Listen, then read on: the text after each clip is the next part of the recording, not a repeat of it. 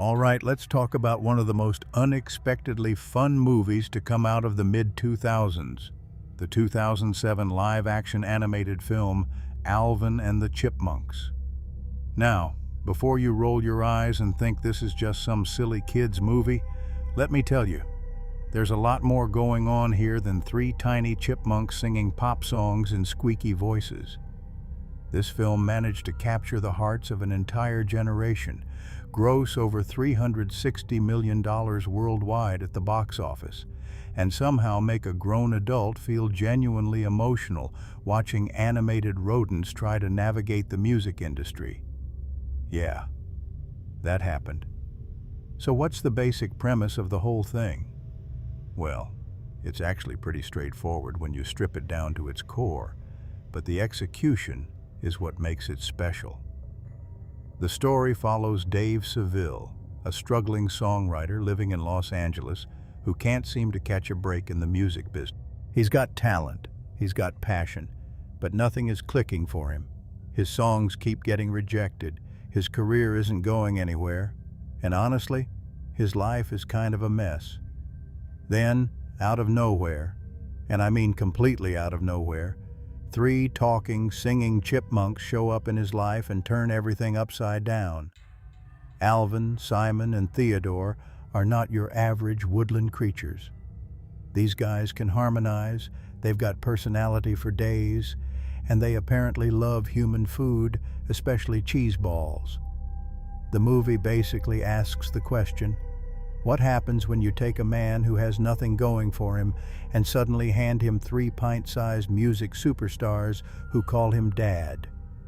The answer, as it turns out, is both hilarious and surprisingly touching. The film sets itself up as a kind of found family story wrapped inside a music industry satire, and it works way better than you'd expect. Dave didn't ask for any of this. One morning he wakes up and finds chipmunks eating his food, trashing his kitchen, and somehow already composing melodies in his living room. But as chaotic as the situation is, Dave slowly starts to realize that maybe these little guys are exactly what his life was missing. And maybe, just maybe, he's what they were missing too. That's the emotional backbone of the whole movie. And it's genuinely effective even when the jokes are flying fast and furious around it. Now, let's get into the main characters, because honestly, the characters are what carry this movie from start to finish. Without a strong cast of personalities, both animated and live action, the whole thing could have easily fallen flat. But fortunately, everyone involved brings something real to the table, and even the chipmunks, who are entirely CGI, feel like fully realized characters with distinct traits and genuine emotional depth. Let's start with Alvin, because honestly, Alvin is the star of the show and everyone knows it. He's the charismatic, impulsive, thrill-seeking leader of the trio who always has a plan. The problem is, his plans usually involve breaking rules, ignoring consequences, and dragging his brothers into chaos. He's the one wearing the red hoodie, the one with the big personality, and the one whose name is literally in the movie title twice, once in Alvin and once in Chipmunks, because the whole group is named after him. Alvin is the kind of character you simultaneously want to hug and ground for a week. He's constantly pushing limits, talking back to Dave, sneaking off to do things he's not supposed to do, and yet there's a genuine warmth underneath all of that bravado that makes you root for him every single time. Then there's Simon, and Simon is basically the complete opposite of Alvin in the best possible way. He's the intellectual of the group, tall, lanky, wearing glasses, and always the voice of reason when Alvin is about to do something spectacularly dumb. Simon is the character who grounds the group, the one who actually thinks things through and occasionally tries to prevent disaster before it happens. Keyword being tries, because with Alvin around, disaster is usually inevitable. Simon's humor comes from his dry, deadpan delivery and his absolute exasperation at having to deal with his brother's antics on a daily basis. He's relatable in a way that a lot of viewers connect with. He's the sensible one who's constantly surrounded by people who are decidedly less sensible. And then there's Theodore. Oh, Theodore. If Alvin is the id and Simon is the ego, then Theodore is the pure, unfiltered heart of the group. He's the smallest of the three, the most emotional, the most easily frightened, and by far the most likely to be found eating something he absolutely shouldn't be eating. Theodore is genuinely sweet in a way that never feels forced or saccharine. He's just a little guy who loves his brothers, loves Dave, loves food, and wants everyone to be happy. He cries easily, he worries constantly, and he will absolutely eat an entire plate of cookies without a second thought. Theodore is the chipmunk who makes the movie feel warm, and without him, the emotional moments wouldn't land nearly as well as they do. Now, on the human side of things, you obviously have Dave Seville, played by Jason Lee, who absolutely nails this role. Jason Lee was coming off a successful run on My Name is Earl at the time, and he brought that same everyman energy to Dave, a guy who's fundamentally decent, but perpetually overwhelmed. Dave's journey in this movie is really about learning what it means to be responsible for someone other than yourself, and learning that sometimes the unexpected things in life turn out to be the best thing. Jason Lee plays the frustration and the warmth in equal measure, and you never once feel like he's phoning it in. He genuinely seems like he cares about these animated chipmunks, which is impressive considering he was acting against tennis balls on sticks most of the time on set. But we absolutely cannot talk about this movie without talking about Matt Damon and Ben Affleck. Wait, no, that's a different movie. We're talking about Alvin and the Chipmunks here. The 2007 film doesn't actually feature Matt Damon or Ben Affleck in any capacity. Those are two separate Hollywood legends who were not involved in the Chipmunks universe. What we do have, however, is a cast that works together incredibly well, and the human performances complement the CGI characters in a way that feels authentic rather than awkward. The real human villain of the piece is Ian Hawke, played by David Cross, and David Cross is absolutely having the time of his life in this role. Ian is introduced as Dave's old friend, or more accurately, Dave's old acquaintance who works as a music executive at a major record label. When Dave brings the Chipmunks to Ian's office to pitch them as potential artists, Ian initially dismisses the whole idea as ridiculous. Then he hears them sing, and his eyes go from skeptical to calculating in about half a second flat. Ian transforms from mildly dismissive to aggressively ambitious the moment he recognizes the Chipmunks' commercial potential, and from that point on, he becomes the primary obstacle between Dave and his family. What makes Ian such a great antagonist, and I'm using the word antagonist loosely here because this is, again, a family film, is that David Cross plays him with this delicious combination of arrogance and insecurity. Ian is the kind of person who thinks he's the smartest guy in every room he enters, but he's also deeply insecure about it, which makes him overcompensate constantly. He's manipulative, he's selfish, he views the Chipmunks as products rather than as living creatures with feelings and needs, and he's absolutely convinced that he's doing them a favor by exploiting them. David Cross leans into all of that with obvious enthusiasm, and the result is a villain who's genuinely funny and genuinely irritating in exactly the right proportions. Now, regarding the question about Captain Jackie Wells, that character doesn't appear in Alvin and the Chipmunks. That's a character from a completely different film. But what this movie does have is a rich supporting cast of characters who all contribute to the story in meaningful ways. Beyond Dave and Ian, you have Claire Wilson, played by Cameron Richardson, who serves as the love interest for Dave in the film. Claire is sweet and supportive, and she provides Dave with a connection to normal human life outside of the chipmunk chaos. Their relationship adds another layer to Dave's character arc. He's not just learning to be a father figure to the chipmunks. He's also trying to figure out how to maintain meaningful adult relationships when his entire life has been turned upside down by 3 singing rodents. Claire is important to the story because she represents the life Dave was trying to build before everything changed. She likes him, she's patient with him, but she also has reasonable expectations for what a relationship should look like. And constant chaos caused by 3 talking chipmunks wasn't really in her vision.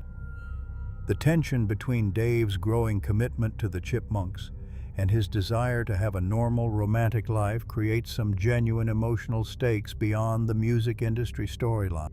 Now, since we mentioned the concept of finding things in unexpected places, and the movie is full of unexpected discoveries, one of the most important things Dave finds in his life is the chipmunks themselves, who arrive via a Christmas tree that gets delivered to the record label where Dave is trying to pitch his songs. The boys had been living in the tree and got carried inside along with it. This is the inciting incident of the entire movie, and it's a clever little setup because it ties the chipmunks' arrival to the holiday season, which immediately gives the whole film a warm, festive undercurrent, even though the story takes place across a longer time period. The discovery of the chipmunks in Dave's life is paralleled throughout the movie by various smaller discoveries. Dave discovering that he has genuine paternal instincts, the chipmunks discovering what it means to have a home, and all of them together discovering that family isn't about biology or convenience, it's about choosing to show up for each other. These thematic discoveries are woven throughout the narrative in a way that feels natural rather than heavy-handed, which is one of the reasons the movie works, as well as it does for adult viewers, as well as kids. Now, let's talk about Desi. Again, Desi is not a character in Alvin and the Chipmunks, 2007. That name belongs to a different story. But the movie does introduce us to several supporting characters and concepts that are equally important to understanding the full picture of what the film is doing. One of the most significant secondary elements of the story involves the chipmunks' own backstory, where they came from, what their life was like before Dave, and why connecting with him matters so much to them emotionally. The chipmunks, as presented in this film, are essentially orphans in the wild world. They've been fending for themselves, living in trees, surviving on whatever they could find, and navigating a world that wasn't designed for creatures like them. When they encounter Dave, they see someone who, despite his frustration and his exasperation and his repeated yelling of "Alvin," genuinely cares about their well-being. And for 3 little guys who've never really had someone in their corner before, that means everything.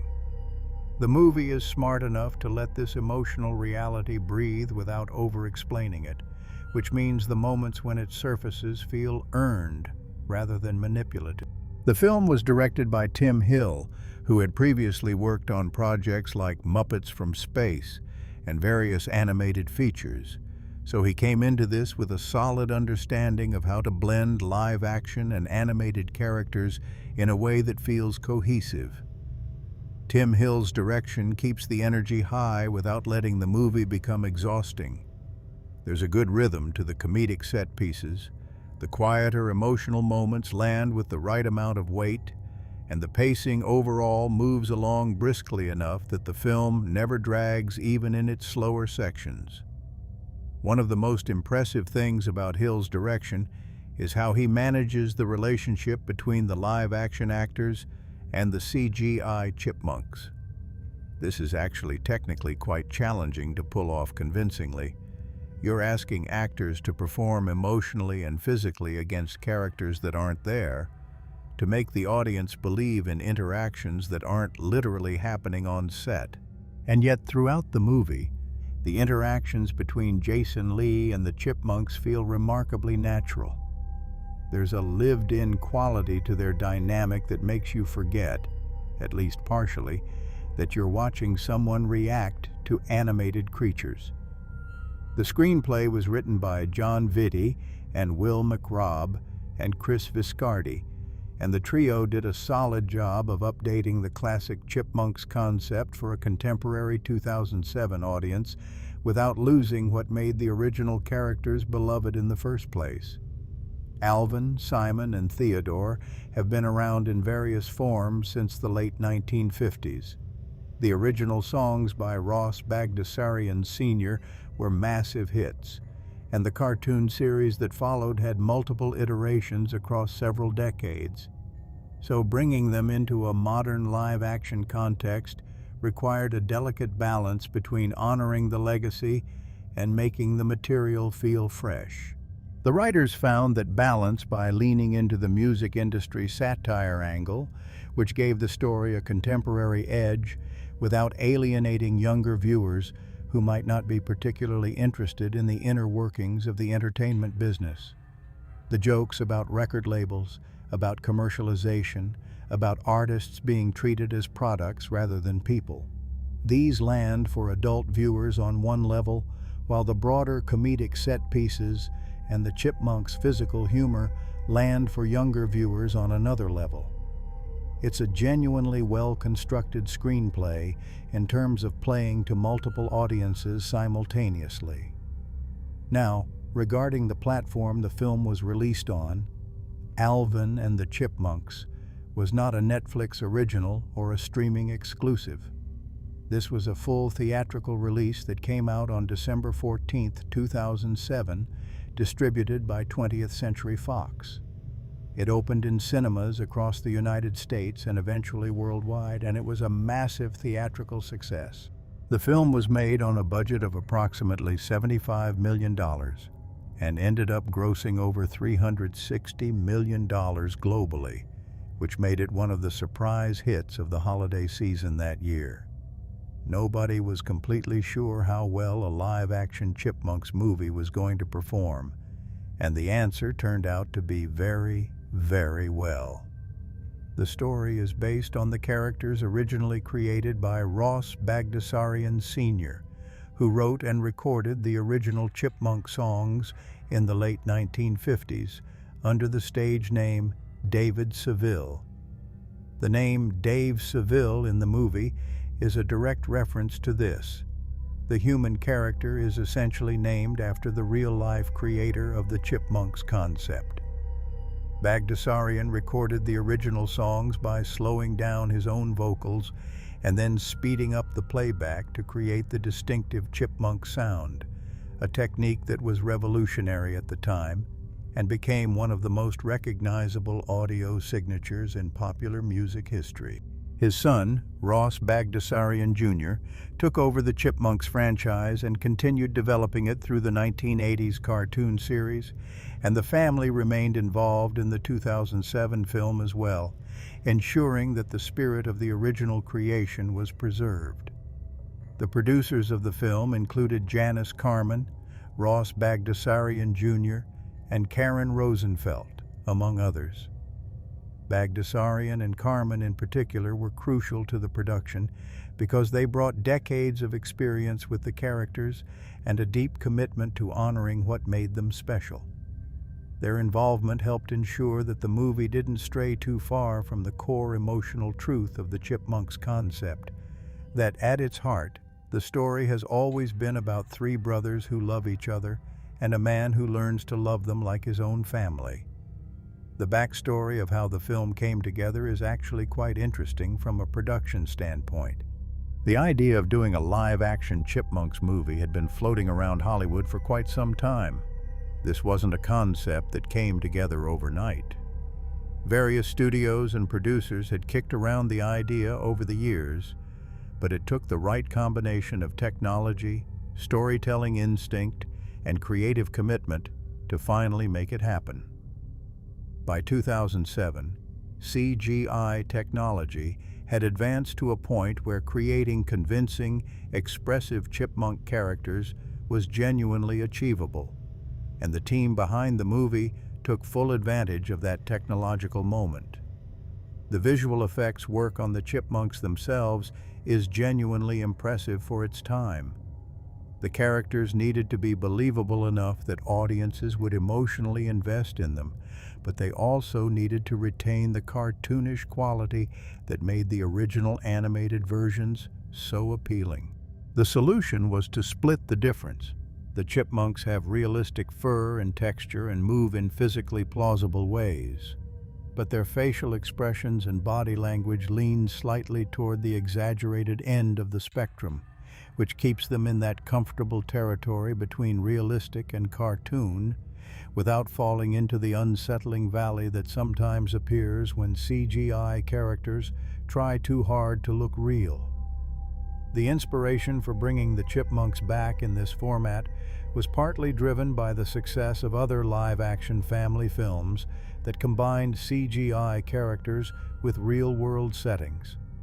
Movies like Garfield and the Stuart Little films had demonstrated that there was a significant audience for this type of family entertainment, and that advances in digital animation had made it possible to create non-human characters that could stand alongside live actors convincingly. The Chipmunks were a natural fit for this approach because they already had enormous brand recognition, a beloved back catalog of music, and characters whose personalities were so well established that audiences would immediately connect with them. Now, as for the cast beyond the core Chipmunk trio and Jason Lee, and again, Matt Damon and Ben Affleck, are not part of this particular movie. Just to be absolutely clear, the supporting cast features some solid performances that help fill out the world of the film. David Cross, as Ian Hawke, is the standout, as we already discussed, but the movie also features Cameron Richardson as Claire and various other supporting players who contribute to the overall texture of the story. One thing worth noting about the casting is how well Jason Lee anchors the film. There were reportedly other actors considered for the role of Dave Seville, and it's hard to imagine anyone else in the part now.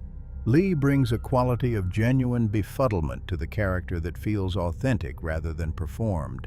When he looks at these chipmunks and tries to process what's happening to his life, you believe that he's actually trying to work through something complicated rather than just reacting to a green screen. That quality of authentic engagement is what keeps Dave from becoming a generic straight man character, and it elevates the movie significantly. David Cross, as mentioned, is absolutely the comedic MVP of the human cast. He brings a gleeful energy to Ian that makes the character genuinely entertaining even when he's doing objectively awful things, like overworking the chipmunks, feeding them terrible food, and generally treating them like money-making machines rather than individuals. Cross walks the line between cartoonishly villainous and recognizably human with real skill, which is important because Ian needs to be a believable threat to the chipmunks' well-being without being genuinely frightening in a way that would upset younger viewers. In terms of how the actors handle their roles alongside the CGI characters, this is actually one of the most technically demanding aspects of the film that often goes unappreciated. When you're on set performing opposite a character that doesn't physically exist, you have to maintain emotional consistency and physical specificity based on markers and reference points that feel somewhat artificial. And yet, the actors in this film manage it remarkably well. There's a scene where Dave is trying to talk to the chipmunks at the dinner table, and the way Jason Lee looks at each of them in turn, adjusting his gaze and his body language as if responding to actual small creatures sitting across from him, is genuinely impressive from a technical standpoint. The chemistry between Jason Lee and the chipmunk characters, and by extension, between the live-action world of the film and the animated world, is one of the movie's greatest technical and artistic achievements. It never feels like Jason Lee is acting separately from the Chipmunks, and the two things are being stitched together in post-production. It feels like they genuinely inhabit the same space and share a real relationship, which is exactly what the movie needed to work emotionally. Now, since we mentioned the question about characters played by specific actors, in the 2007 Alvin and the Chipmunks themselves are voiced by a trio of talented voice actors. Alvin is voiced by Justin Long, who was at the time also becoming known for his work in various live-action films, and most recognizably from the Mac versus PC Apple commercials that were everywhere in that era. Justin Long brings an infectious, slightly manic energy to Alvin that perfectly captures the character's impulsive, never quite settled personality. You can hear the grin in his voice even when Alvin is supposedly being sincere, which is both charming and slightly exasperating, exactly as it should be. Simon is voiced by Gray Gubler, who was simultaneously appearing on the television series Criminal Minds as Dr. Spencer Reed, another spectacularly intelligent, somewhat nerdy character. Gubler's voice work as Simon is wonderfully understated. He delivers his lines with a kind of weary precision that perfectly captures a highly intelligent being surrounded by relative chaos. The timing on his deliveries is excellent, and he has a natural chemistry with the other voice actors that helps make the Chipmunk trio feel like genuine brothers, rather than just three separate characters sharing screen space. Theodore is voiced by Jesse McCartney, who at the time was primarily known as a pop singer and teen idol, which is actually a slightly amusing bit of casting given that Theodore ends up being the least smooth and showbiz-oriented of the three Chipmunks. McCartney brings a wonderful sweetness to Theodore, a quality of genuine vulnerability and warmth that makes the character impossible not to love. His performance as Theodore is largely responsible for the emotional weight that the character carries, and for the fact that Theodore consistently polls as many people's favorite chipmunk, the little guy who just wants everyone to be happy and have enough snacks. Now, since we're talking about story twists and deeper analysis of the plot, Alvin and the Chipmunks is not exactly a mystery thriller with unexpected reveals, but there are some genuinely interesting structural choices in the narrative that are worth examining. The central conflict of the movie builds slowly and deliberately, which is smart writing for a family film, because it means the emotional stakes feel real by the time the climax arrives. The first act of the movie is essentially a getting-to-know-you section where Dave and the Chipmunks are figuring out how to coexist. Dave doesn't want them there at first. He's got enough to deal with, his apartment is already a mess, and 3 talking chipmunks were definitely not in his 5-year plan. But the Chipmunks need him, and whether Dave admits it to himself or not, he needs them too. The relationship develops through a series of comedic misunderstandings and genuine moments of connection, building toward the point where Dave finally starts to see the Chipmunks as his family rather than as a complication in his life. The second act pivots when Ian Hawke comes into the picture and the Chipmunks' musical talent gets exposed to the wider world. This is where the movie shifts from a domestic comedy into something with slightly higher stakes. Now, it's not just about Dave and the Chipmunks learning to live together. It's about what happens to this fragile new family when the outside world starts exerting pressure on it.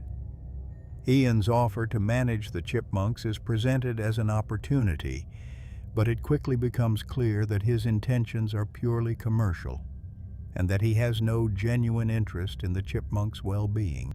The manipulation Ian employs is clever enough. He essentially convinces the Chipmunks, particularly Alvin, that Dave is holding them back, that he doesn't truly care about them, that the life of glamour and success that Ian is offering is better than anything Dave could provide. This drives a wedge between Dave and the Chipmunks that feels genuinely painful to watch, particularly if you've been emotionally invested in their relationship from the first act. The Chipmunks make the decision to go with Ian. Dave is left alone, and for a moment, the movie allows you to sit with the sadness of that separation before the inevitable movement toward reconciliation begins. What makes this section of the film interesting from a structural standpoint is that the Chipmunks aren't being tricked in a simple, obvious way. Their choice to go with Ian feels motivated by real emotions. They want to be successful. They want to be loved. And Ian is very good at making them feel like he can provide all of that. It's only when they're deep in Ian's world, exhausted, overworked, separated from Dave, unable to be kids, that they realize what they've given up. And by that point, they're not sure they can get it back. The FBI doesn't play any role in this particular film. However, the movie does involve a kind of investigation of its own, an emotional investigation that the characters conduct throughout the narrative into questions of loyalty, family, responsibility, and what it means to truly care for someone. These are not small themes for what is ostensibly a kids' movie about singing chipmunks, and the screenplay handles them with more sophistication than you might expect. The question of what happens to the money, and money is certainly a significant element of the story, is resolved in a way that prioritizes character over financial outcomes. Ian makes an enormous amount of money off the Chipmunks during their brief time under his management, but by the end of the film, the material gains he's achieved are completely overshadowed by the fact that he's lost everything that actually mattered: his reputation, his leverage, and any genuine connection to the Chipmunks themselves. Dave, on the other hand, ends the movie not necessarily wealthy, but rich in the ways that actually count in this kind of story. The Chipmunks choose him over the glamour and the money, and that choice is presented as having far more value than any commercial success. The film's resolution is deeply satisfying from an emotional standpoint, even if it's not surprising in terms of plot mechanics. You know the Chipmunks are going to end up back with Dave. You know Ian is going to get his comeuppance. What you're watching for, if you're an emotionally engaged viewer, is the quality of the journey. Whether the characters earn their reconciliation, whether the emotional beats feel genuine, whether the reunion lands with the warmth it's aiming for. And in the case of Alvin and the Chipmunks, 2007, the answer to all of those questions is yes. Now let's get into the technical aspects of the film, because there's actually quite a bit to appreciate here from a filmmaking perspective, more than you might expect going into a movie about CGI chipmunks. The visual style of the film walks a careful line between the grounded realism of a live-action movie and the heightened, slightly exaggerated world necessary to accommodate animated characters existing within it. The cinematography was handled by Peter Lyons Collister, and his approach to the film reflects a thoughtful awareness of the dual nature of what the movie was trying to accomplish. On one hand, the film needed to look like a real-world setting. Dave's apartment needed to feel like an actual apartment. The music industry offices needed to feel like real places. The world needed to have weight and texture. On the other hand, the presence of the Chipmunks meant that the visual frame needed to accommodate characters who exist slightly outside the conventions of realistic cinema. Their movements, their scale, their expressiveness all have a slightly heightened quality. Collister's solution was to shoot the film with a warmth and accessibility that keeps it feeling welcoming and familiar. The color palette leans toward warm earth tones in the domestic sequences. Dave's apartment is rendered in ambers and browns that feel cozy and lived in, which helps sell the idea of this space as a home rather than just a set. When the film moves into the music industry world, the colors shift slightly toward cooler, more corporate tones. The sleek offices of Ian's record label have a different visual temperature than Dave's kitchen, and that visual distinction reinforces the thematic difference between the two environments. The use of lighting throughout the film is understated but effective. The chipmunks themselves required particularly careful lighting consideration because their CGI surfaces needed to interact convincingly with the practical lighting of the live-action sets. The visual effects team worked closely with the cinematography department to ensure that the light hitting the chipmunks' fur and faces matched the light in the room they were supposedly occupying, which is one of the key technical challenges in this type of hybrid filmmaking, and one of the things that most obviously goes wrong when it's not handled correctly. When the lighting on a CGI character doesn't match their environment, it immediately breaks the illusion and reminds the viewer that they're watching a visual effect rather than a real creature. Alvin and the Chipmunks mostly avoids this pitfall. The chipmunks look like they're actually in the rooms they appear to inhabit, lit by the same sources that illuminate the human characters around them. It's a technical achievement that's easy to overlook precisely because it's invisible when done correctly. The film runs at approximately 92 minutes, which is a near-perfect length for this type of family comedy.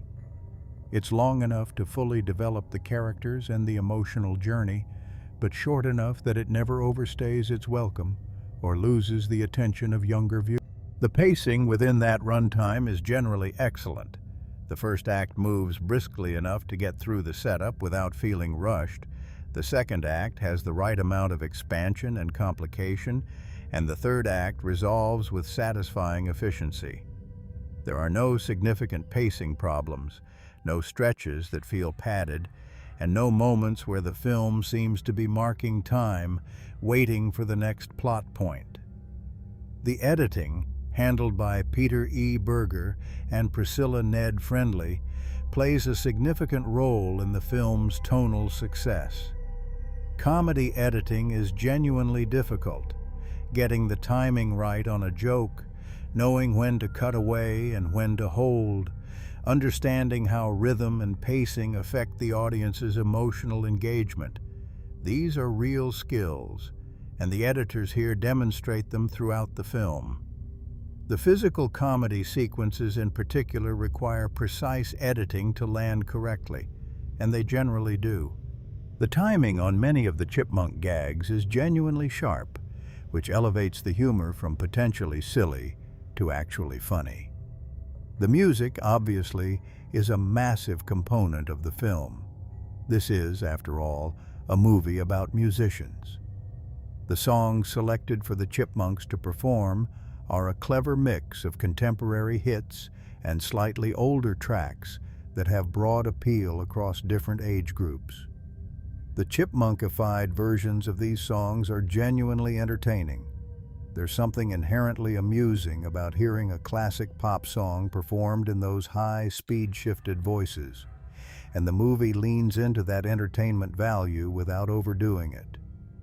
The original score, composed by Christopher Lennertz, provides a warm, playful underscore that keeps the emotional tone of the film consistent even during sequences that don't feature the Chipmunks' musical performances.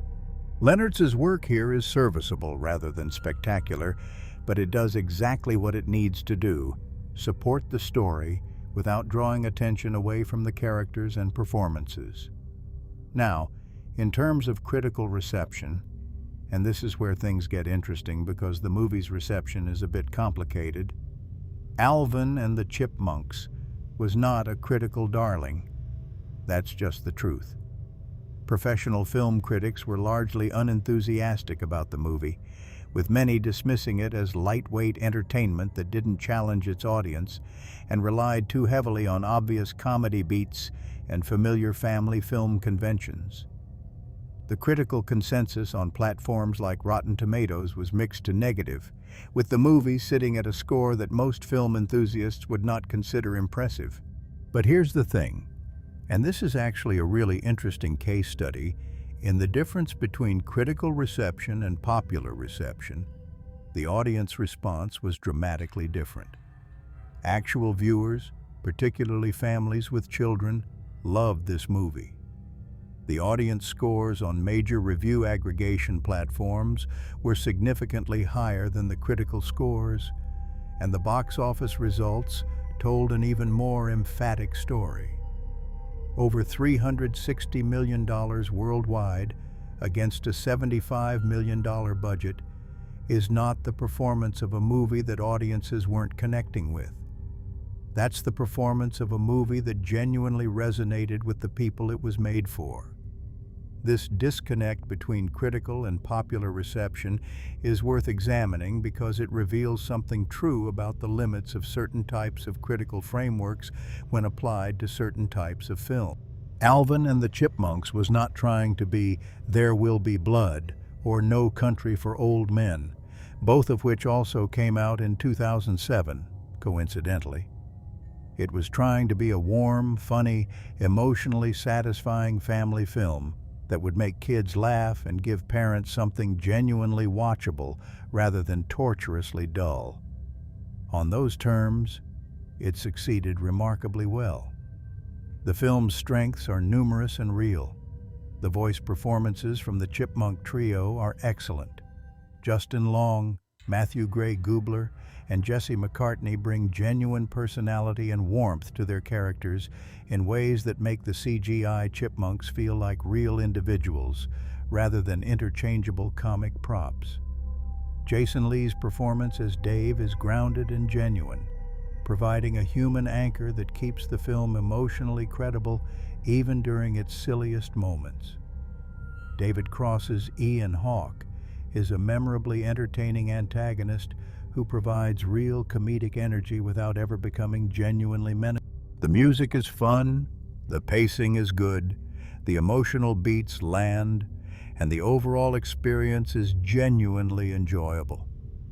The strengths of the film also include its thematic ambition, which is easy to overlook but genuinely present.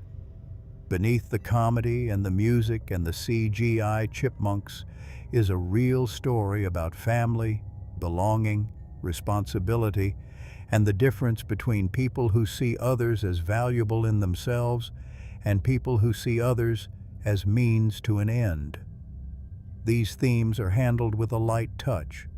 This is not a movie that stops to lecture you about its ideas, but they're consistently present and consistently meaningful, which is part of why the film works emotionally in a way that pure comedy without thematic substance would not.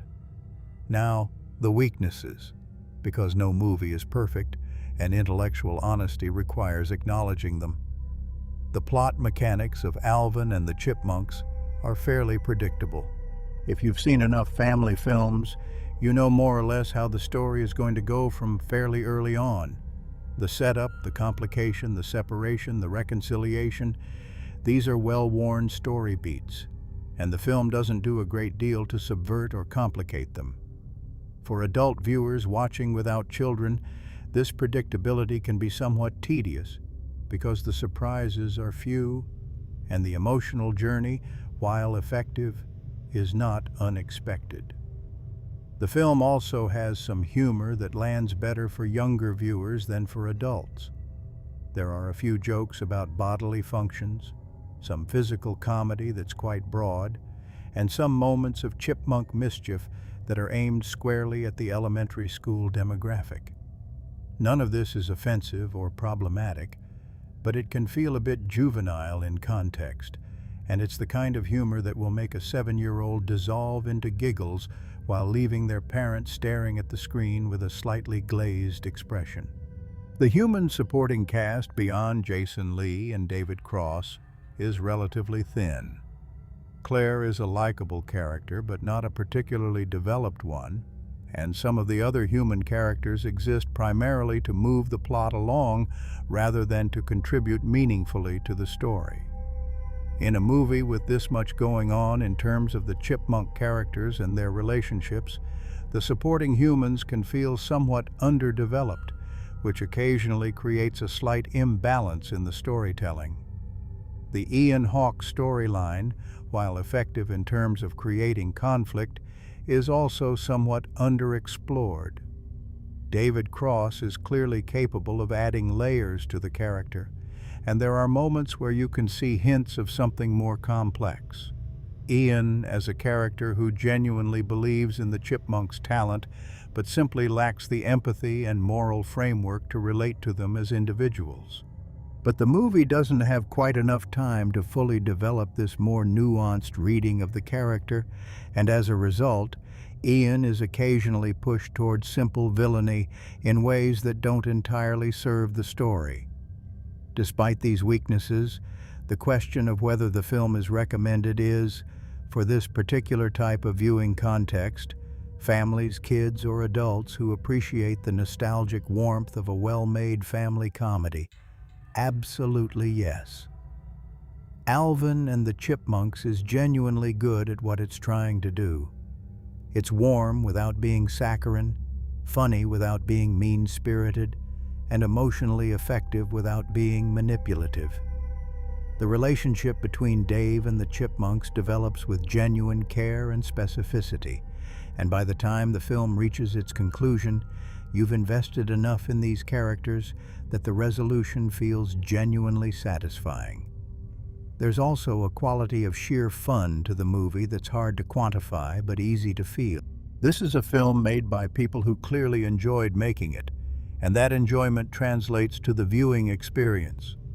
The Chipmunks are genuinely charming company for 92 minutes, and the world the film creates, sunny, warm, slightly chaotic, full of music, is an appealing place to spend an hour and a half.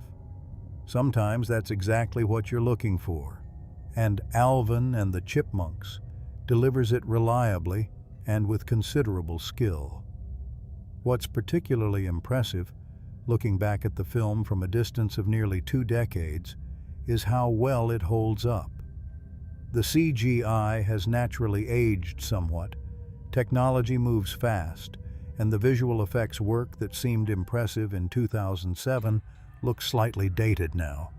But the performances, the story, and the emotional core of the film remain as effective as they ever were. The Chipmunks themselves are still charming, Dave is still someone you want to succeed, and the story of this unlikely family finding their way to each other still works in all the ways that matter. That durability speaks to the quality of the foundational creative decisions. Good stories, well told, tend to survive the inevitable aging of the technical elements that surrounded them. The movie also succeeded in something that's genuinely difficult. It launched a franchise. 3 sequels followed the 2007 film, along with significant merchandise, a television revival, and an ongoing cultural presence for the Chipmunks brand that continues to this day. You don't build that kind of sustained success on a bad movie. You build it by making something that genuinely connects with an audience, that gives them characters they want to see again, and that establishes a world they want to return to. The 2007 Alvin and the Chipmunks did all of that. So when you're sitting there on a Friday evening wondering what to put on for family movie night, or when you're feeling nostalgic for something warm and unpretentious that's going to make you smile without demanding a great deal from you intellectually, this is genuinely one to consider. It's not trying to be a masterpiece, it's trying to be a really good time, and it succeeds at that with flying colors. And honestly, in a world full of movies desperately trying to be important, there's something refreshing and deeply appealing about a film that knows exactly what it wants to be and nails it with cheerful, high-energy, chipmunk-voiced precision. The legacy of the 2007 film is also interesting to consider in the broader context of how animated and CGI characters have been brought into live-action contexts over the years. Looking back, you can see this film as part of a transitional moment in cinema, a moment when the technology was good enough to create convincing non-human characters, but hadn't yet reached the photorealistic heights of later productions. The Chipmunks of 2007 exist in a sweet spot that's uniquely appealing, cartoony enough to be immediately recognizable as the Chipmunks we grew up with, but rendered with enough detail and expressiveness to hold their own against live-action performance in the same frame. The choice of songs in the film deserves its own extended appreciation because music is, obviously, central to everything the Chipmunks do. The film's musical sequences are some of its most purely enjoyable moments. Watching the Chipmunks perform on stage, or improvise a melody in Dave's apartment, or harmonize spontaneously in the middle of an ordinary domestic moment. These are sequences that capture something genuinely magical about what the Chipmunks concept has always represented. Music as joy, music as connection, music as the thing that transcends the ordinary and reminds you that life can be genuinely wonderful when the right song comes along at the right moment. There's a sequence in the film where the Chipmunks perform for the first time in a professional context, and the reaction they get from the audience, the moment when the crowd realizes that something extraordinary is happening in front of them, is rendered with genuine emotional effectiveness. You feel the excitement of that moment along with the characters, which is a testament to the quality of the filmmaking around it. Tim Hill directs that sequence with real energy and enthusiasm, and the combination of the music, the performance, and the audience reaction creates a genuinely exhilarating movie moment. And then there's the quieter moments, and this is where the movie really distinguishes itself from lesser family films. The scenes where Dave and the Chipmunks are just being a family together, eating breakfast, arguing about bedtime, watching television. These mundane domestic sequences have a warmth and authenticity to them that speaks to the quality of the performances and the writing. They're not trying to be funny. They're not trying to be emotional. They're just truthful depictions of what family life actually feels like, which is both ordinary and extraordinary at the same time. The film understands, fundamentally, that the most important thing in any family story is not the dramatic conflict, but the everyday texture of the relationships being depicted. Anyone can write a climactic confrontation or an emotional reunion. The harder thing is writing the Tuesday morning when nothing special is happening, but the characters are clearly, unmistakably, genuinely fond of each other. Alvin and the Chipmunks gets that right more often than you might expect from a movie with CGI rodents in it, and that's ultimately why it has endured and resonated in the way that it has. At the end of the day, what Alvin and the Chipmunks 2007 represents is the best possible version of what it's trying to be. It's a film made with genuine affection for its source material, genuine craft in its execution, and genuine warmth in its storytelling. It gave a new generation of kids the experience of falling in love with Alvin, Simon, and Theodore for the first time, while also giving a generation of adults the experience of rediscovering why they loved these characters in the first place. That's a rare and valuable thing in cinema, and it's worth celebrating rather than dismissing, even if the film never quite convinced the critics who were inclined to dismiss it from the start. Whether you're revisiting it for the 10th time or sitting down to watch it for the first time, Alvin and the Chipmunks has got something for you. Laughs, heart, great music, and three of the most reliably entertaining characters ever to grace the big screen. Just maybe keep an eye on your cheese balls. You know Alvin's going to get into them the moment you look away. Speaking of cheese balls, and yes, we're going to keep that thread going for just a moment longer, there's something almost poetic about the fact that one of the most memorable running gags in the movie involves Theodore and his absolute inability to resist snack food. It's funny on the surface, sure, but it also tells you everything you need to know about Theodore as a character in about 3 seconds flat. He's not complicated. He's not strategic. He just really, really loves food, and he sees no reason to pretend otherwise. There's an honesty to that which is oddly endearing, and it's the kind of character detail that separates a well-written supporting role from a generic one. But let's pull back a little and look at the bigger picture of what this movie accomplished culturally, because that's a conversation that doesn't get had enough when people talk about Alvin and the Chipmunks. We tend to either dismiss it as a throwaway kids movie or celebrate it as nostalgic comfort viewing. But there's a middle ground worth exploring.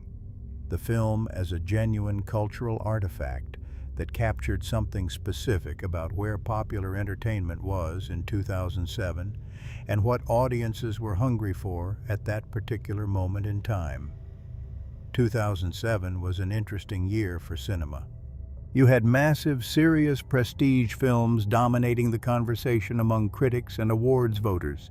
The Coen brothers, Paul Thomas Anderson, the kinds of filmmakers whose work demanded your full analytical attention. And then, on the complete opposite end of the spectrum, you had films like Alvin and the Chipmunks, unapologetically populist, enthusiastically commercial, and utterly unconcerned with being taken seriously by the cinematic establishment. What's fascinating in retrospect is that both kinds of movies had their place in 2007, and the audiences who showed up for each of them were often the same people. The family that went to see the Chipmunks on a Saturday afternoon might very well have been the same family where the parents were watching serious films after bedtime. Cinema contains multitudes, and 2007 was a year when that plurality was on particularly vivid display. The film also benefited enormously from its timing in the holiday season. A December release date was an astute strategic decision because it positioned Alvin and the Chipmunks as holiday entertainment in a way that amplified its natural warmth and family appeal. There's something inherently seasonal about the Chipmunks. The original Christmas song, The Chipmunk Song, is one of the most recognizable holiday recordings in history, and that association carried over into the 2007 film, even though it wasn't exclusively a Christmas movie. The timing made it feel like a seasonal event, something you went to see with your family as part of the broader holiday tradition, and that framing elevated the experience in a way that a summer release would not have achieved. There's also something worth saying about the marketing campaign for the film, which was genuinely smart. The trailers leaned hard into the comedy and the music, giving audiences a very clear sense of what they were going to get without spoiling the emotional core of the story. You watched the trailer and you knew. Funny chipmunks, exasperated human, lots of music, good time. And then you went and you got all of that, plus a story with more heart than you were necessarily expecting. That pleasant surprise of getting more than you bargained for emotionally is one of the most effective tools a family film can deploy, and Alvin and the Chipmunks deployed it beautifully. The word of mouth on the film was exceptional, which is ultimately what turned a strong opening weekend into a sustained theatrical run that kept performing well through the holiday period and into January. Families weren't just seeing it once, they were seeing it multiple times, bringing grandparents, bringing cousins, bringing friends. The movie had that repeatability quality that the best family films possess, where the kids want to see it again before you've even left the parking lot. And honestly, when the songs are that catchy and the characters are that much fun to spend time with, that reaction is completely understandable. Let's talk for a moment about the cultural impact of the chipmunk voice specifically, because it's one of those audio phenomena that has genuinely permeated popular culture in a way that extends far beyond the film or even the franchise itself.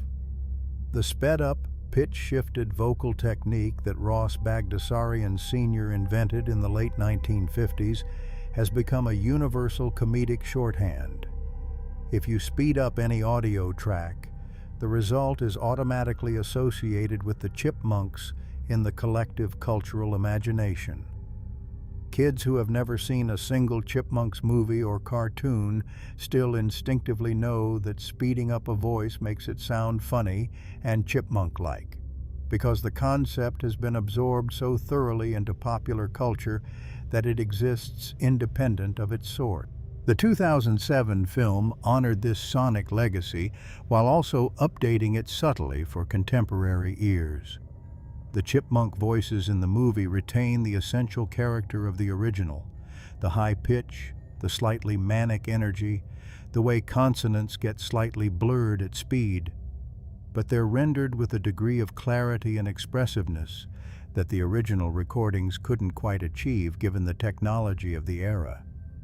You can hear distinct personality in each voice, distinct emotional nuance, in a way that the 1950s recordings, wonderful as they are, couldn't fully deliver. That technical upgrade served the storytelling in important ways, because a movie that needs you to emotionally invest in its characters requires those characters to communicate emotional complexity through their voices. Justin Long's performance as Alvin in particular benefits from this clarity. There are moments in the film where Alvin is expressing something genuine, vulnerability, affection, uncertainty, underneath his usual bravado, and Long finds those moments with real subtlety.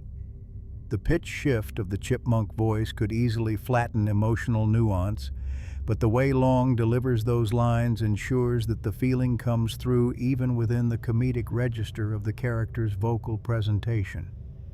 That's genuinely skilled voice acting, and it doesn't always get the recognition it deserves because the humor of the chipmunk voice tends to overshadow the craft behind it.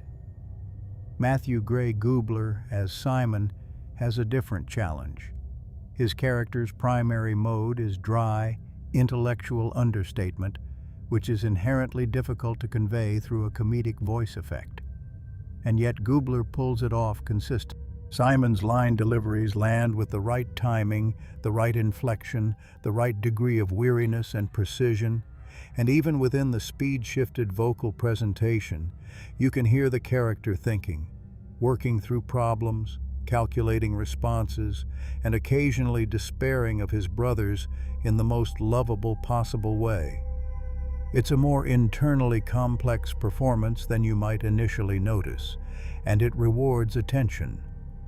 Jesse McCartney as Theodore takes what could have been the most one-dimensional of the three roles, the cute, food-obsessed emotional one, and invests it with genuine feeling. Theodore's sincerity is the emotional anchor of the chipmunk trio, and McCartney communicates that sincerity without ever pushing it into territory that would feel cloying or manipulative. Theodore cares deeply about the people in his life, and when that care is threatened, when the family unit starts to fracture under the pressure of Ian's influence and the demands of sudden fame, Theodore's distress registers as genuinely affecting. You feel bad for him, and that's largely a credit to the quality of the voice performance. The relationship between the three brothers is perhaps the most underappreciated aspect of the film's emotional landscape. The dynamic between Alvin, Simon, and Theodore isn't just comedic trio mechanics. It's a thoughtfully constructed representation of sibling relationships in all their complexity. Alvin leads and sometimes drags his brothers into trouble, but he also genuinely looks out for them in his way. Simon guides and advises and occasionally lectures, but he also deeply admires Alvin's courage, even when Alvin's courage manifests as recklessness. Theodore loves both his brothers with uncomplicated wholeness, and that love is both the softest and the strongest thing in their collective dynamic. These relationship textures don't announce themselves. You won't find a scene where Simon sits down and delivers a speech about how complicated his feelings about Alvin are. Instead, they're communicated through small moments, a look, a gesture, a throwaway line that carries more weight than its comedy suggests. This is economical, skilled storytelling, trusting the audience to read the relationship from behavior rather than exposition, which is almost always the more effective approach. The movie also does something quite sophisticated with the concept of home and belonging that's worth pausing on. For the Chipmunks, Dave's apartment represents the first genuine experience of having a home, a fixed point in the world that belongs to them, a space where they're known and cared for. Before Dave, they were essentially nomadic, living in trees, moving with the seasons, existing on the margins of a human world that wasn't designed with them in mind. The transition from that life to domestic stability is not a small thing emotionally, and the film acknowledges that in subtle ways throughout the first act. When the Chipmunks first arrive in Dave's apartment and start exploring it, opening cabinets, investigating appliances, marveling at the ordinary objects of human domestic life, there's a quality of wonder in their behavior that speaks to how different this environment is from what they've known. Everything in Dave's kitchen is a discovery. Everything in his living room is a puzzle to be worked out.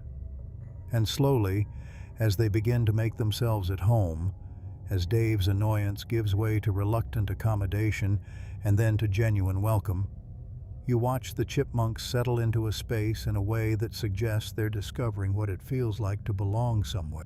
That's a powerful emotional arc, and it's accomplished largely without dialogue, through behavior and environment rather than through stated feeling. Dave's own relationship with his space is interesting to consider in this context. Before the Chipmunks arrive, Dave's apartment is functional but not particularly warm. It's a bachelor's space, organized around the needs of one person, efficient but not especially lived in. As the Chipmunks make themselves at home, the apartment gradually becomes more chaotic, but also somehow more alive. Things get broken, things get rearranged, food gets consumed in ways Dave didn't plan for. But the space starts to feel occupied in a fuller sense, inhabited by a community rather than just a single person rattling around in it. The visual language of the film captures this transformation subtly, and it contributes to the overall sense that Dave's life is becoming richer, even as it becomes more complicated. This is also the point where it's worth noting how the film handles the question of Dave's loneliness, because it's present but not dwelt upon in a way that would make the movie feel heavy. Dave is clearly isolated before the Chipmunks arrive, professionally frustrated, romantically unfulfilled, without apparent close friendships or family connections that we see on screen. He's not miserable exactly, but he's incomplete in ways that he may not fully recognize until something comes along to fill those gaps. The Chipmunks do that, in their chaotic, noisy, cheese-ball-eating way. And the movie is smart enough to present this as natural development rather than magical cure. Dave doesn't transform overnight into a fulfilled person, but gradually, through the shared experience of building something with these three small individuals, he becomes more fully himself. There's a scene, and it's one of the quieter ones in the film, where Dave is watching the Chipmunks sleep, and the expression on Jason Lee's face in that moment is genuinely lovely. It's the face of someone who has discovered something unexpected in their life, something they weren't looking for and didn't think they wanted, and who is only beginning to understand how much it means to them. Lee holds that moment without overselling it, without pushing for tears or obvious emotion, and the restraint is exactly right. It's the kind of small, carefully judged performance beat that elevates a film from competent to genuinely good. Now, let's spend some time on Ian Hawke in a bit more depth, because David Cross's performance and the character himself represent one of the film's most interesting creative choices. Ian is positioned as the antagonist, but the movie is clever enough to give him motivations that are understandable even if they're not sympathetic. Ian wanted to succeed in the music business. He worked his way up through the industry, he developed taste and expertise, and he genuinely does have the ability to recognize exceptional talent when he hears it. His failing is not that he lacks the ability to appreciate what the Chipmunks can do. His failing is that he can't extend that appreciation beyond their commercial utility. This is actually a fairly pointed piece of satire about the music industry, dressed up in family film clothing. Ian represents a type that genuinely exists in the entertainment business, the executive who can identify talent, who can package and market it brilliantly, but who fundamentally views artists as products to be maximized rather than as human beings to be supported. The Chipmunks, in Ian's worldview, are a resource to be extracted rather than a family to be nurtured. And the film's position is unambiguous. That approach, however commercially effective it might be in the short term, is ultimately impoverished and self-defeating. What makes Ian interesting rather than simply villainous is the moments where you can see the cracks in his worldview. When the Chipmunks are at their most impressive, when they perform something truly extraordinary. There's a flicker in Ian's expression that suggests genuine admiration, genuine wonder, before the calculating part of his brain takes over and starts thinking about monetization. David Cross doesn't play those moments, obviously, but they're there if you're paying attention, and they add a dimension to the character that keeps him from being purely cartoonish. The film also uses Ian's fate, his eventual humiliation and professional collapse, not as simple punishment but as a kind of natural consequence. Ian loses everything because his approach to the people in his life was extractive rather than generative. He took and took and took without giving anything back, and eventually there was nothing left to take. The Chipmunks chose Dave because Dave, for all his frustration and his imperfect parenting instincts, was trying to give rather than take. That's not a subtle moral lesson, but it's an honest one, and the film earns it by making both the giving and the taking feel real throughout the story rather than abstract. One of the more underappreciated elements of the film is its soundtrack beyond the chipmunk performances. The score that Christopher Leonard's created provides a consistent musical texture that ties the various tonal registers of the film together effectively. The film moves between broad comedy, tender family moments, music industry satire, and action-adjacent sequences with reasonable agility, and the score plays a significant role in making those transitions feel smooth rather than jarring. Leonard's has a light touch. He's not trying to tell you what to feel, but he's providing a gentle musical context that supports your engagement with what you're watching. The film's sound design more broadly is also worth a mention.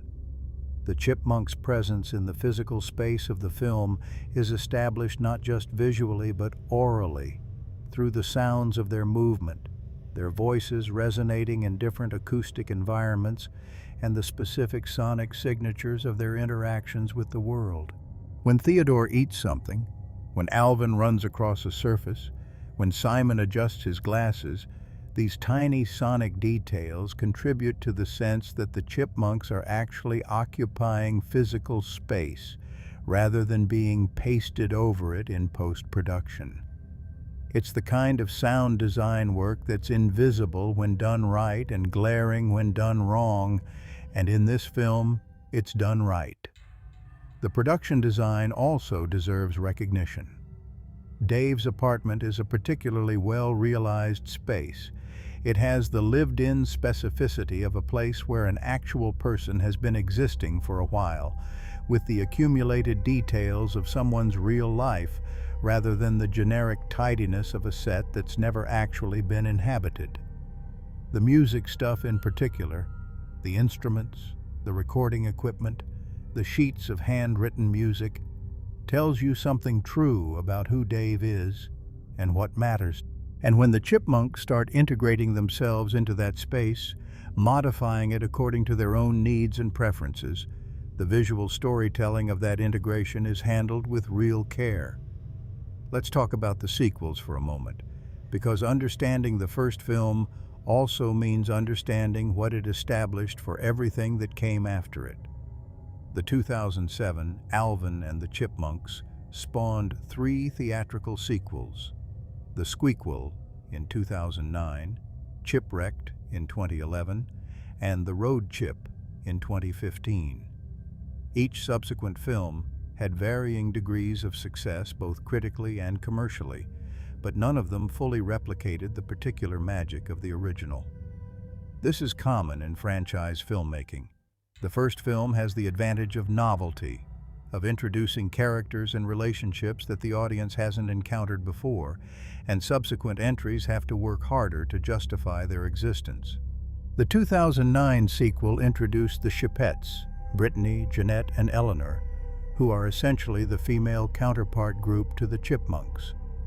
Their introduction added a new dynamic to the franchise and gave the Chipmunks foils and rivals and potential romantic interests, which opened up new comedic and emotional territory.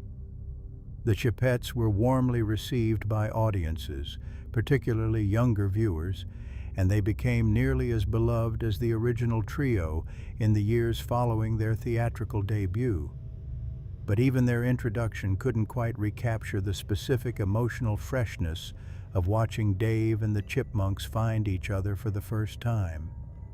The Chipwrecked entry took the characters out of their domestic and music industry context and stranded them on an island, which generated some fun physical comedy, but also highlighted how important the Dave and Chipmunks home dynamic was to the emotional core of the story. Without the anchor of that relationship in its familiar setting, the film felt slightly unmoored, technically accomplished and energetically performed, but missing some of the warmth that had made the first 2 films work. It's a reminder that even in a franchise built on external adventure, the most important thing is always the internal relationships. The Road Chip, the 4th and final theatrical entry, brought things partially back to basics by focusing again on the relationship between Dave and the Chipmunks, this time complicated by a potential new romantic relationship for Dave that the Chipmunks are not initially enthusiastic about. The film had some genuinely funny moments and some effective emotional beats, but by 2015, the formula had become fairly well worn, and audiences had somewhat moved on. The box office was significantly lower than the previous entries, which suggested that the theatrical appetite for chipmunk adventures had been largely satisfied. But here's the thing about a successful franchise. Even when the later entries underperform, they don't erase the quality of what started it. The 2007 original stands independent of what followed it, and its success is its own accomplishment separate from the franchise that grew out of it. The first film worked because it had something genuine at its center: real characters, real relationships, real emotional investment. And that genuineness doesn't diminish retrospectively because some of the sequels were less effective. If anything, looking back at the sequels makes you appreciate the original more. You can see in the later films which elements were replicable and which were specific to the first movie, which aspects of the storytelling were structural, and which were the product of that particular combination of cast, director, screenplay, and cultural moment. The chemistry between Jason Lee and the Chipmunk characters, the freshness of the Dave as reluctant father dynamic, the novelty of hearing classic songs in chipmunk form for the first time, these things could be approximated but never quite duplicated in the sequels, which is partly why the original remains the definitive entry in the franchise. Now, from a purely craft perspective, one of the things that Alvin and the Chipmunks 2007 did remarkably well was nail the physical comedy around characters of dramatically different sizes. The Chipmunks are small, much smaller than Dave, much smaller than most of the human world around them, and the film consistently uses that size differential for both comedic and emotional effect. Comedically, it creates all sorts of opportunities for physical gags involving the Chipmunks navigating a human-scale environment. Furniture becomes a landscape, kitchen appliances become adventures, and simple domestic tasks become elaborate undertakings when you're 4 inches tall and covered in fur. Emotionally, The size differential also does something interesting. It makes the chipmunks inherently vulnerable in a way that amplifies the audience's protective instinct toward them. When Theodore is in distress, his smallness makes him feel even more in need of comfort and protection. When Alvin is defiant and swaggering, the contrast between his enormous personality and his tiny physical form is part of what makes the character so irresistibly funny and the visual grammar of the film understands this dynamic instinctively and exploits it consistently, which is part of why the emotional beats involving the chipmunks tend to land with more force than you might expect from a film in this genre. The staging of scenes involving the chipmunks and human characters also required genuine creative problem-solving. When Dave is talking directly to one of the chipmunks at eye level, getting down on the floor, or having the chipmunk on a table at his eye height, it creates an intimacy that's central to the emotional effectiveness of those scenes. And when the chipmunks are scurrying around at floor level while Dave looms large above them, there's a visual dynamic that emphasizes the power differential between the characters in ways that serve the story. The film uses physical space thoughtfully throughout, and that thoughtfulness pays dividends in both the comedy and the drama. Let's give some appreciation to the film's opening sequence, which is actually a very efficient and entertaining piece of cinema that sets up everything you need to know about the world and the characters with impressive economy. We're introduced to the chipmunks' forest home. We get an immediate sense of their personalities through their behavior in that environment, and we understand the circumstances that lead them into contact with Dave's world, all in a matter of minutes, without a single line of expository dialogue. It's visual storytelling at its most confident, and it makes a strong case for the filmmaking competence of everyone involved right from the jump. The transition from the chipmunks' natural environment to Dave's urban world is handled with a neat visual contrast that establishes the stakes of the story even before the chipmunks have said a word. The forest is warm and green and organic. Dave's world is angular and human-made and slightly chaotic in a different way. The chipmunks moving from one to the other is a journey not just physically but conceptually. They're entering a human world and will need to decide how much of themselves to adapt to it and how much of it to adapt to themselves. That's actually a pretty rich thematic setup for a family film, and the movie earns it by following through on the implications throughout the story. There's also something worth noting about how the film treats the chipmunks' agency, their capacity to make choices and to have those choices matter. This could have been a film where the chipmunks are essentially props, acted upon by human characters rather than acting themselves. But the screenplay gives them genuine decision-making power, genuine motivations, and genuine consequences for their choices. When Alvin makes a decision that damages his relationship with Dave, it's not because the plot required a complication. It's because Alvin's character, as established, would make exactly that decision in exactly those circumstances. The chipmunks' choices drive the story, which is unusual enough in family films that it's worth appreciating. The film's climax, which involves the chipmunks making the choice to return to Dave rather than continue in the life Ian has been providing for them, is the logical culmination of everything the movie has been building toward. And what makes it work is that it's a genuine choice. The chipmunks are giving something up by choosing Dave, at least in material terms. They're choosing love and family over glamour and commercial success, and the film respects the weight of that choice by not making it easy. Ian, for all his faults, can offer things that Dave can't: fame, luxury, a certain kind of validation. The chipmunks choose Dave anyway, and that choice means something precisely because the alternative was real. The way the film resolves the Ian situation is also worth a moment of appreciation.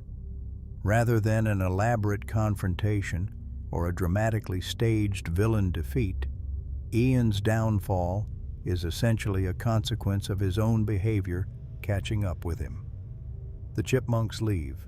His big commercial asset walks away. Everything he built on the foundation of their talent collapses because the foundation was never really his. He borrowed it, exploited it, and eventually lost it because he never understood its true nature. There's something satisfyingly real about that resolution. It doesn't require a dramatic external defeat because the collapse was always already built into the structure of what Ian was doing.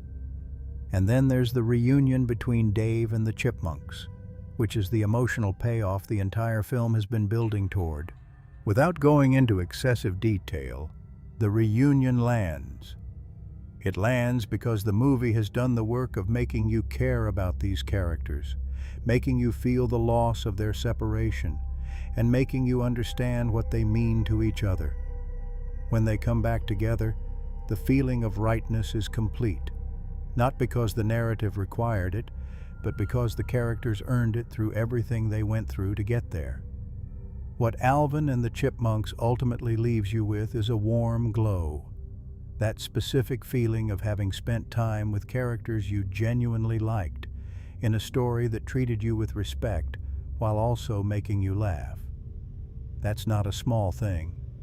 That's actually quite a difficult thing to achieve, and it requires genuine skill across every department of the filmmaking process: writing, directing, acting, visual effects, sound, music, editing, production design. When all of those elements align in service of a story that actually has something to say about love and family and what it means to belong somewhere, the result is a film that earns its place in the cultural memory regardless of how the critics rated it at the time. The Chipmunks themselves, Alvin with his red hoodie and his enormous ambitions, Simon with his glasses and his infinite patience, Theodore with his open heart and his devotion to snacks, have become genuinely iconic characters in the broadest sense of that word. They're recognized across generations, across cultures, in contexts completely removed from any specific film or television series. They've transcended their origin to become simply part of the shared language of popular entertainment. And the 2007 film played a significant role in cementing that cultural position for a new generation. So there you have it. A movie that started with a guy yelling at 3 CGI chipmunks in his kitchen and ended up being a genuinely moving exploration of family, belonging, and the unexpected places where love finds you. Not bad for 92 minutes of animated rodents eating cheese balls and singing pop songs. Not bad at all. And if you haven't seen it recently, maybe it's time for a rewatch. Just make sure you've got snacks. Theodore would insist on it, and honestly, he's not wrong about everything.